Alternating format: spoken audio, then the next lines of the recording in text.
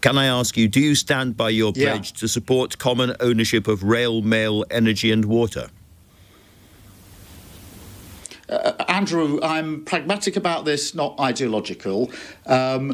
But we've got to face the reality of the situation, which is post-COVID. Our economy is in a different position. But I'm not one of these people that's ideological about it. It must be one thing or the other. We've got to be practical.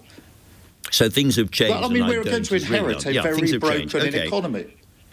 What about the pledge that you'll end all private provision in the NHS? Is that still operative? Well, look, there is some private provision in the NHS, and we're likely to have to continue with that. But I actually do believe strongly in the NHS as a public service. Well, Andrew, I'm not going to resile from my belief in the NHS as a public health provider. My wife worked in the NHS, my mum worked in the NHS, my sister worked in the NHS. It runs through our blood.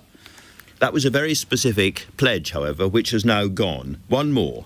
You say that you would work shoulder to shoulder with the trade unions to stand up for working people. That will get a hollow laugh from the RMT today.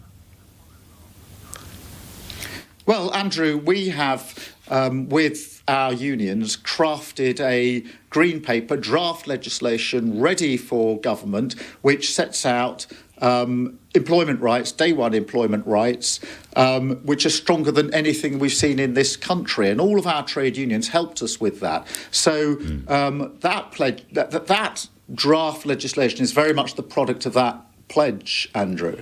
But I mean, I would say this. Okay, to be absolutely, just about those pledges. We had just because you put the pledges to me.